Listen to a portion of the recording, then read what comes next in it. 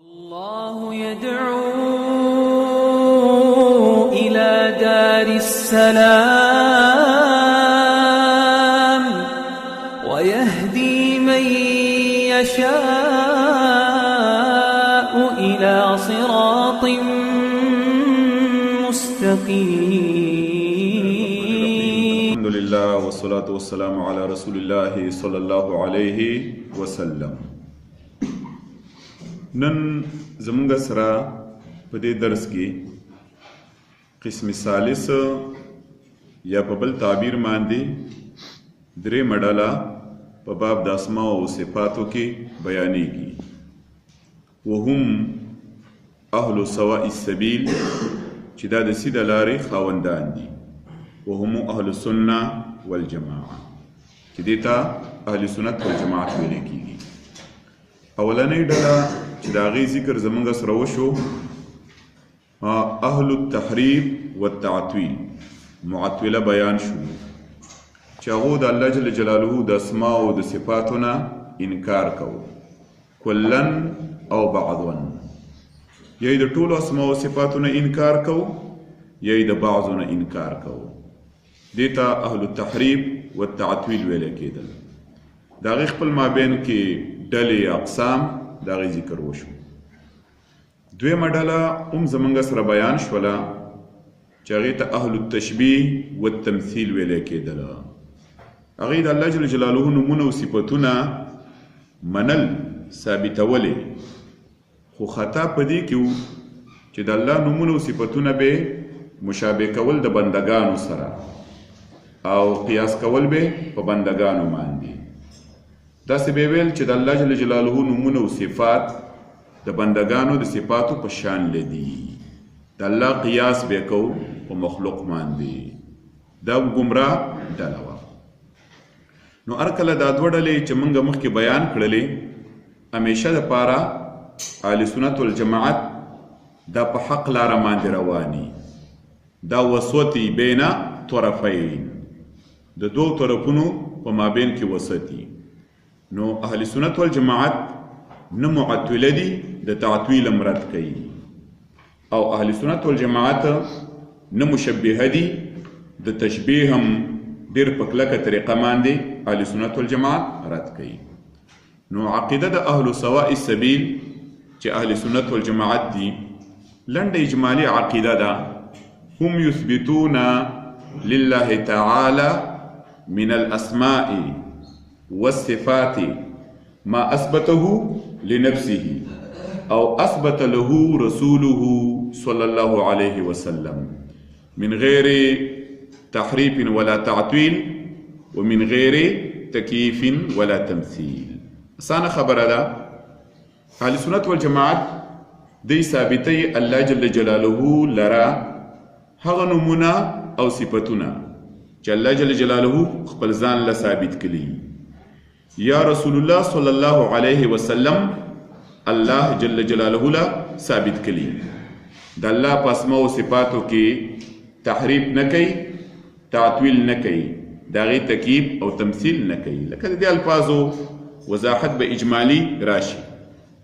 نو د دې نه دا معلومه شوله چې مذهب د اهل سنت والجماعت هو مذهب بین المذهبین. دا صحیح مذهب دی په مابین دغه دوو باطلو مذهبونو کې چې یو مذهب د معطلو او بل مذهب د مشبهو. وهدن بین الضلالتین، دا واقعي هدایت دی په مابین دغه دوو ګمراه ډلو کې چې معطله او مشبهو. نو هدن بین الضلالتین ومذهب بین المذهبین. ولی اذ المعطل اعمى والممثل اعشى. معطل چې دی دا په سترګو باندې ړوند دی، مشبه دا اعشا دی، شمکور دی، یوه سترګی کار کوي او بله سترګی کار نه کوي. دا یوازې باب د اسماء او صفاتو نه بلکې په ټولو عقایدو کې اهل سنت والجماعت وسط دي. دا په حق باندې کله چې طرفین په باطله باندې دي. دلته طرفین تاسو وپېژنئ، یو مشبهه شلو دا یو طرف دی، بل معطله شلو دا بل طرف دی. دا دواړه طرفونه ګمراه دي او اهل سنت والجماعت حق بين الضلالتين، هدى بين الضلالتين، هو المذهب الصحيح بين المذهبين، په مابین دغه دوه مذهبونو کې چې دواړه باطل دي. د اهل سنت والجماعت دا مسلک د صحیح فطرت عقل سم برابر دی، ځکه د دې خبرې نه دا معلومیږي چې یثبتون لله تعالی ما اثبته لنفسه، هغه څه الله له ثابتوي چې الله ځان له ثابت کړي، او هغه څه الله له ثابتوي چې رسول الله صلی الله علیه وسلم الله جل جلاله له ثابت کړي. اهل السنه والجماعه لا يتجاوزون القرآن والسنه، د قرآن او د سنت نه بالکل تجاوز نه کوي. یو صفت چې مخکې لراشي د اهل سنت والجماعت څخه ښایسته عقیده ده، په کار دا ده چې څوک د اهل سنت والجماعت په دې عقیده باندې اعتراض ونه کړي. یو صفت چې مخکې لراشي بس اهل سنت والجماعت په کوي الله ځان له ثابت کړي، یا رسول الله صلی الله علیه وسلم الله له ثابت کړي، او آمنا سلمنا، بالکل زموږ په ایمان دی چې الله نه ثابت کړي، رسول الله صلی الله علیه وسلم الله جل جلاله له نه ثابت کړي، نو موږ الله لا نه ثابتو. ورما اثبته لنفسه چې الله ځان له ثابت کړي، ځکه الله خپل ځان خپېژني، او اثبت له رسوله ځکه په ټولو بندگانو کې رسول الله صلی الله علیه وسلم الله خپېژني. نو چې الله جل جلاله کوم صفات ځان له ثابت کړي، اهل سنت والجماعت الله له ثابتوي، رسول الله صلی الله علیه وسلم چې کوم ثابت کړي هغه الله جل جلاله له ثابتوي. به د اهل سنت والجماعت چې دا کوم اسماء او صفات الله جل جلاله ثابتوي من غیر تحریف، ګوره په دې کې تحریف نه کوي. تحریف به زموږ سره وروسته تفصیلي را روان دی. تحریف معنا د نص الفاظ نه بدلی، تحریف معنا دا د نص معنا نه بدلی، بلکې د نص نه معنا ظاهره متبادره کما یلیق بجلال شأنه سبحانه وتعالى هغه معنا اخلي. تحریف دې ته ویل کېږي تغییر النص لفظا او معنا. اهل سنت والجماعت هغه نص کې چې کوم صفت راغلی دی د هغې الفاظ نه بدلوي، هغه نص کې چې کوم صفت راغلی دی د هغې معنا نه بدلوي. من غیر تحریف ولا تعطیل، اهل سنت والجماعت تعطیل نه کوي. تعطیل زموږ سره تفصیل وروسته را روان دی. تعطیل ویل کېږي انکار ما یجب لله تعالی من الاسماء والصفات کلا او بعضا. لغتا تعطیل خلو پراخ ته ویل کېږي، الله جل جلاله د اسم او صفت نه خالی کوي، انکار نه کوي د هغه اسماء او صفاتونه کلا او بعضا. او اهل سنت والجماعت دا د الله جل جلاله نمونه او صفاتونه چې الله له ثابتوي من غیر تکییفنا، د هغې کیفیت نه بیانوي. ترکیب مصدر دی د باب التفعیل، وبیان کیفیت الصفه بان تقول کیفیت ید الله تعالی کذا وکذا. اهل سنت والجماعت د الله جل جلاله د صفاتو کیفیت نه بیانوي چې ګنې الله استوا کړې ده داسې داسې کړې ده، یا د الله جل جلاله لاس دی داسې غټ دی او دونه پلن دی او دونه اوږد دی او داسې ګوتې دي، دې ته تکییف ویل کېږي. بیانو کیفیت الصفه، اهل سنت والجماعت من غیر تکییف، د الله صفات الله له ثابتوي خو د الله د صفاتو کیفیت نه بیانوي، ځکه دا تکییف بیانول منع دي.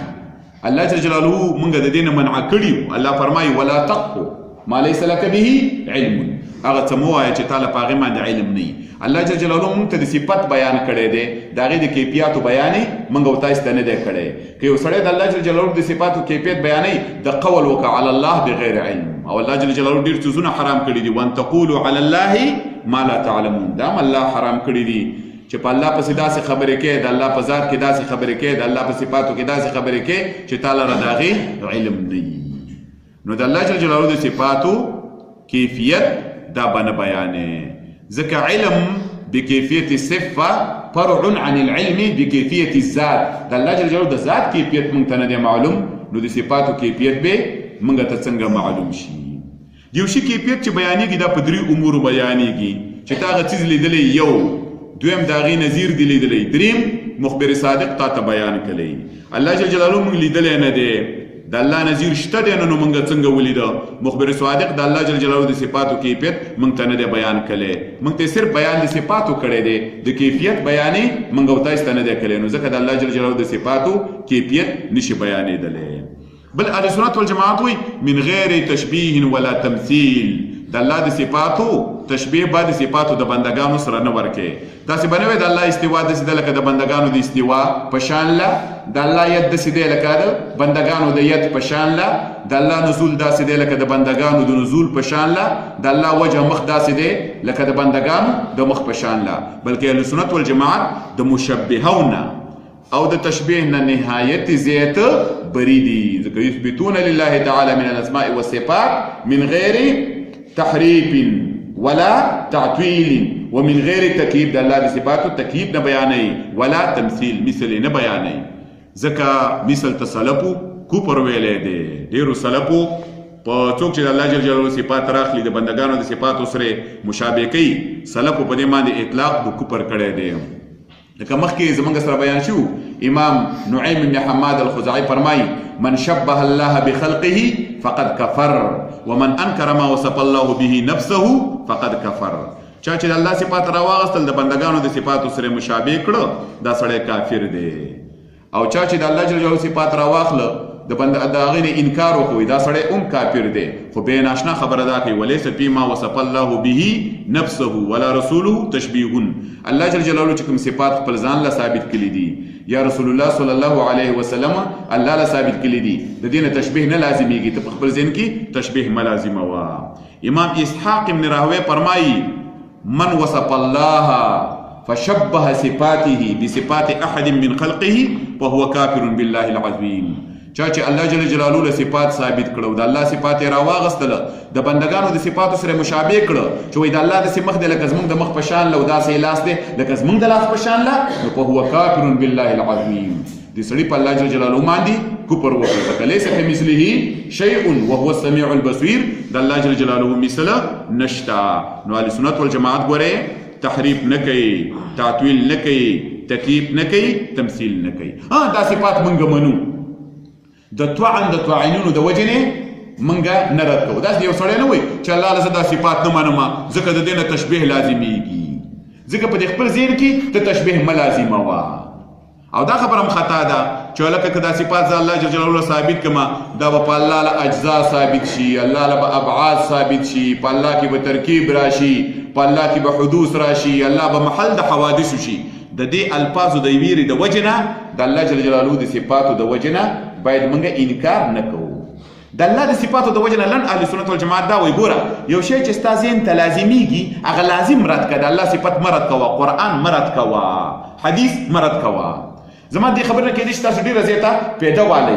اکثره دا وګوره معطله چې دا تعطیل کوي، وایي د الله صفات زه ځکه رد کومه د دې صفاتو نه زما په ذهن کې دا لازمیږي، دا لازمیږي، دا لازمیږي. جواب مې لازمه وه. کوم شی چې لازمیږي هغه لازم رد کا، د الله کلام مه رد کوه، د الله د رسول کلام مه رد کوه، دا لازم غیر لازم وګرځوه. چې څومره نقصانات د الله د اثبات د صفاتو نه لازمیږي هغه لازم رد کوه، د الله جل جلاله صفات مه رد کوه. نو رد لازم باید موږ او تاسو ته ډېر زیات آسان شي په نسبت سره رد کولو د الله جل جلاله د کتاب نه یا رد کولو د نبی صلی الله علیه وسلم د سنت طریقې نه. يا ربي رؤيتك رجائي وإلى الجنات لتهديني.